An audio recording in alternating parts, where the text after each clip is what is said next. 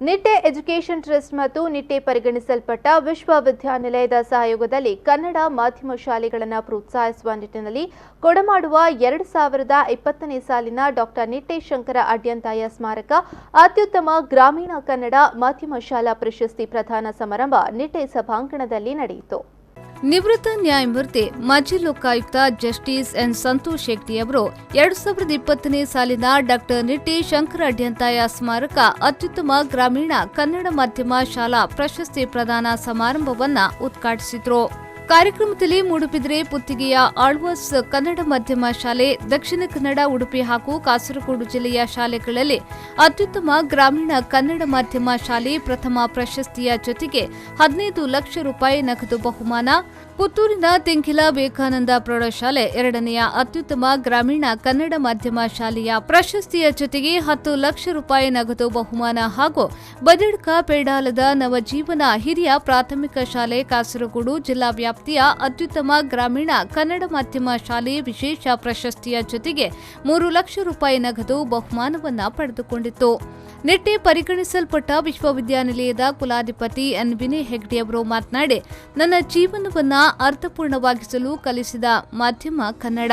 ನನಗೆ ಅತೀವವಾದ ಪ್ರೀತಿ ಕನ್ನಡ ಭಾಷೆಯ ಮೇಲಿದೆ. ಜೀವನದಲ್ಲಿ ಬೆಳೆಯಲು ಕನ್ನಡ ಭಾಷೆ ಯಾವತ್ತೂ ಅಡ್ಡಿಯಾಗಿಲ್ಲ. ಅಂತಹ ಕಲ್ಪನೆ, ಅಂತಹ ಭಾವನೆ ನಿಮ್ಮ ಮನಸ್ಸಿನಲ್ಲಿದ್ರೆ ಅದನ್ನ ತಕ್ಷಣದಿಂದಲೇ ಕಿತ್ತು ಹಾಕಿ ಎಂದು ಹೇಳಿದ್ರು. ವಿದ್ಯಾ ಜೀವನದಲ್ಲಿ ದಕ್ಷಿಣ ಕನ್ನಡ ಜಿಲ್ಲೆ ಪ್ರಥಮ ಸ್ಥಾನದಲ್ಲಿ ಇದ್ದರೆ ಅದಕ್ಕೆ ಕನ್ನಡ ಮೀಡಿಯಂ ಶಾಲೆಗಳೇ ಪ್ರಾಮುಖ್ಯ ಕಾರಣ ಅಂತ ನಾವು ಹೇಳುತ್ತಿದ್ದೇವೆ. ಯಾವ ಸ್ವಾರ್ಥದಿಂದ ನಾವು ಹೇಳೋದಿಲ್ಲ. ಸಂತೋಷ್ ಹೆಗ್ಡೆ ಅವರು ಆಂಗ್ಲ ಮೀಡಿಯಂ ಶಾಲೆಯಲ್ಲಿ ಕಲಿತವರು, ನಾನು ಕನ್ನಡ ಮೀಡಿಯಂ ಶಾಲೆಯಲ್ಲಿ ಕಲಿತವರು. ಆದರೆ ಜೀವನದಲ್ಲಿ ಮುಂದೆ ಹೋದಾಗ ಈ ಭಾಷೆ ಮತ್ತು ನಿಮ್ಮ ದೈನ್ಯ ದಿನದ ನಡವಳಿಕೆಯಲ್ಲಿ ಯಾವ ಬದಲಾವಣೆಯನ್ನು ತರುವುದಿಲ್ಲ. ನನಗೆ ಕನ್ನಡ ಮೀಡಿಯಂ ಶಾಲೆ ಯಾಕೆ ಒಳ್ಳೆಯದೆಂದರೆ ಜೀವನವನ್ನು ಅರ್ಥಪೂರ್ಣವಾಗಿ ಅರ್ಥ ಮಾಡುವಂಥ ಒಂದು ಕರ್ತವ್ಯ ನನ್ನ ಭಾಷೆ ನನಗೆ ಕಲಿಸಿದೆ. ಅದು ಕನ್ನಡ ಭಾಷೆ ಅಂತ ನಾನು ಹೇಳಿ ಇಚ್ಛಿಸ್ತೇನೆ. ಮಾಹೆ ಸಹ ಕುಲಾಧಿಪತಿ ಡಾಕ್ಟರ್ ಎಚ್.ಎಸ್. ಬಲ್ಲಾಳ್ ಅವರು ಮಾತನಾಡಿ, ಕನ್ನಡ ಉಳಿಸುವುದು ಮಾತ್ರವಲ್ಲ, ಬೆಳೆಸಬೇಕು. ಭಾಷೆ ನಶಿಸಿದ್ರೆ ನಮ್ಮ ಪರಂಪರೆ ನಾಶವಾಗ್ತದೆ. ಕನ್ನಡ ಭಾಷೆಯ ಜೊತೆಗೆ ಆಂಗ್ಲ ಭಾಷೆಯ ಅಗತ್ಯವಿದೆ. ಕೇವಲ ಕನ್ನಡ ಭಾಷೆ ಕಲಿತರೆ ಬೇರೆ ರಾಜ್ಯದಲ್ಲಿ ಉದ್ಯೋಗ ಮಾಡಲು ಕಷ್ಟ. ಯುವ ಜನಾಂಗಕ್ಕೆ ಶಿಕ್ಷಣ ಅಗತ್ಯ ಎಂದು ಹೇಳಿದ್ರು. ನಮ್ಮ ಸಂಸ್ಕೃತಿ ಕೂಡ ನಾಶ ಆಗ್ತದೆ.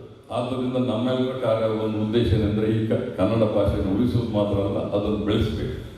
ಆದರೆ ಅದರ ಜೊತೆಗೆ ಇಂಗ್ಲಿಷ್ ಆಂಗ್ಲ ಭಾಷೆ ಕೂಡ ಬಹಳ ಅಗತ್ಯ ಉಂಟು. ಯಾಕೆಂತ ಹೇಳಿದರೆ I always education has no physical boundaries. ಹಾಗಾಗಿ ಕನ್ನಡ ಭಾಷೆಯಲ್ಲೇ ಕಲಿಸಿದರೆ ಮಕ್ಕಳಿಗೆ ಬೇರೆ ಯಾವ ಭಾಷೆ ಗೊತ್ತಾಗದಿದ್ದರೆ ನಮ್ಮ ಕರ್ನಾಟಕ ರಾಜ್ಯ ಬಿಟ್ಟು ಬೇರೆ ರಾಜ್ಯಕ್ಕೆ ಹೋಗಲಿಕ್ಕೆ, ಉದ್ಯೋಗಕ್ಕಾಗಿ ಯಾವುದಕ್ಕೆ ಹೆಚ್ಚಿನ ಕಲಿಕೆ ಹೋಗಲಿಕ್ಕೆ ಬಹಳ ಕಷ್ಟ ಆಗ್ತದೆ. ಆದ್ದರಿಂದ ಕನ್ನಡದ ಜೊತೆಗೆ ಆಂಗ್ಲ ಭಾಷೆಯನ್ನು ಕೂಡ ಕಲಿಸಬೇಕು. ಅದಕ್ಕೆ ನಾನು ಮೊನ್ನೆ ಒಂದು ಪೇಪರ್ನಲ್ಲಿ ಸ್ಟೇಟ್ಮೆಂಟ್ ಬರುತ್ತೆ. ನಮ್ಮ ಪ್ರಾಥಮಿಕ ಮತ್ತು ಪ್ರೌಢ ಶಿಕ್ಷಣ ಸಚಿವರಾದ ಸುರೇಶ್ ಕುಮಾರ್ ಅವರು ಹೇಳಿದರು, ನಾವು ಕರ್ನಾಟಕದಲ್ಲಿ ಒಂದು 225 ಶಾಲೆಯನ್ನು ಶುರು ಮಾಡ್ತಾ ಇದ್ದೇವೆ. ಅದರಲ್ಲಿ ಇಂಗ್ಲಿಷ್ ಭಾಷೆಯನ್ನು ಕೂಡ ನಾವು ಅಳವಡಿಸ್ತೇವೆ 1ನೇ ಕ್ಲಾಸಿಂದ. ಅದು ಬಹಳ ಅಗತ್ಯ ಅಂತ ನಾನು. ನಿವೃತ್ತ ನ್ಯಾಯಮೂರ್ತಿ ಮಾಜಿ ಲೋಕಾಯುಕ್ತ ಜಸ್ಟಿಸ್ ಎನ್ ಸಂತೋಷ್ ಹೆಗ್ಡೆ ಅವರು ಮಾತನಾಡಿ, ವಿದ್ಯಾರ್ಥಿಗಳಿಂದಾಗಿಯೇ ಶಾಲೆಗಳ ಹೆಸರು ಮಿಂಚುತ್ತಿದೆ.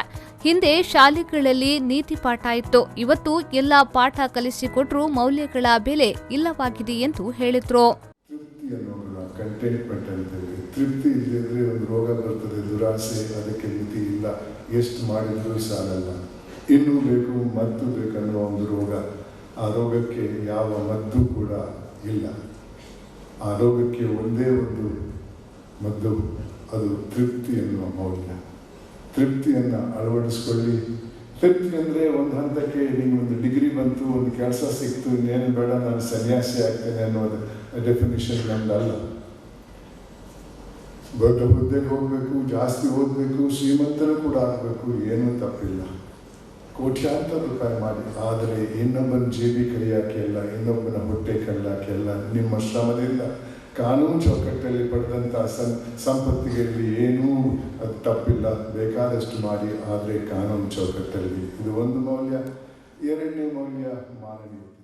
ಮೂಡುಬಿದ್ರೆಯ ಆಳ್ವ ಶಿಕ್ಷಣ ಸಂಸ್ಥೆಯ ಅಧ್ಯಕ್ಷ ಡಾಕ್ಟರ್ ಮೋಹನ್ ಆಳ್ವ ಪ್ರಶಸ್ತಿ ಸ್ವೀಕರಿಸಿ ಮಾತನಾಡಿ, ಆಳ್ವಾಸ್ ಕನ್ನಡ ಮಾಧ್ಯಮ ಶಾಲೆಯನ್ನ ರಾಜ್ಯದ 15,000 ಕನ್ನಡ ಮಾಧ್ಯಮ ಶಾಲೆಯಲ್ಲಿ ನಂಬರ್ 1 ಎಂಬ ಪ್ರಮಾಣ ಪತ್ರ ವಿದ್ಯಾಂಗ ಇಲಾಖೆಯ ಮೂಲಕ ಕಳೆದ 3 ವರ್ಷಗಳಿಂದ ಕಳುಹಿಸಿಕೊಡುತ್ತಿದೆಯಾದರೂ ಎಲ್ಲೂ ಕೂಡ ರಾಜ್ಯ ಮಟ್ಟದಲ್ಲಿ ನಂಬರ್ 1 ಎಂದು ತೋರಿಸಿಕೊಡುವ ಪ್ರಯತ್ನ ಮಾಡಲಿಲ್ಲ ಎಂದು ಹೇಳಿದರು. ಪ್ರತಿಯೊಂದು ಕ್ಷೇತ್ರವು ನಮ್ಮ ಕಣ್ಣನ್ನೇ ನಂಬರಾಗಿ ಮೇಲ್ದರ್ಜೆಗೆ ಬಂದಿದೆ. ಆದರೆ ಕನ್ನಡ ಮಾಧ್ಯಮ ಶಾಲೆಯನ್ನು ಕಟ್ಟಿದಂಥ ಆ ಉತ್ಸಾಹ ಮುಂದಿನ ಭಾಗದಲ್ಲಿ ಅದನ್ನು ಮೇಲ್ದರ್ಜೆಗೆ ಬರುವಲ್ಲಿ ಸರ್ಕಾರ ಆಗಲಿ ಯಾರಾಗಲಿ ಅಲ್ಲಿ ಸೋತು ಹೋಗಿದೆ. ಆದರೆ ಮತ್ತೊಂದು ದುರಾದೃಷ್ಟ ಅಂತ ಹೇಳಿದರೆ ಎಲ್ಲ ಪ್ರೈವೇಟ್ ಚಿಂತನೆಗಳು ಇವತ್ತು ಬಹಳ ಮುಖ್ಯ. ಪ್ರಾಮುಖ್ಯವಾದಂಥ ಕ್ಷೇತ್ರಗಳಲ್ಲಿ ಪ್ರೈವೇಟ್ ಚಿಂತನೆ ಬರದೆ ನಮ್ಮ ರಾಜ್ಯ ದೇಶ ಉದ್ಧಾರ ಆಗಲಿಕ್ಕೆ ಸಾಧ್ಯವೇ ಇಲ್ಲ. ಅದರಲ್ಲೂ ಕೂಡ ವಿದ್ಯಾ ಕ್ಷೇತ್ರದಲ್ಲೂ ಕೂಡ ಬಹಳಷ್ಟು ಕ್ರಾಂತಿಕಾರಿ ಯೋಜನೆ ಆಗಿದೆ. ಆದರೆ ದುರಾದೃಷ್ಟ ಅಂತ ಹೇಳಿದರೆ ಮುಂದೆ ಹೋಗುವಾಗ ಕನ್ನಡ ಮಾಧ್ಯಮ ಶಾಲೆಯನ್ನು ಸರ್ಕಾರಿ ಕಾಲೇಜುಗಳು ಪ್ರೈವೇಟ್ ಚಿಂತನೆಗಳಲ್ಲಿ ಮಾಯವಾಗ್ತಾ ಹೋಯಿತು. ಕೇವಲ ಇಂಗ್ಲಿಷ್ ಮಾಧ್ಯಮ CBSE ICSE ಮಾತ್ರ ಒಂದು ಪ್ರೈವೇಟ್ ಚಿಂತನೆಯಲ್ಲಿ ಉಳಿದು ಹೋಯಿತು. ಒಂದು ಸಲ ಆಲೋಚನೆ ಮಾಡಿ, ಈ ಕಾಲದಲ್ಲಿ ಉಳಿಯುವುದು ಹೇಗೆ ಕನ್ನಡ ಮಾಧ್ಯಮ? ಭಾವನಾತ್ಮಕವಾಗಿ ಮಾತನಾಡಿದರೆ ಸಾಧ್ಯವಲ್ಲ.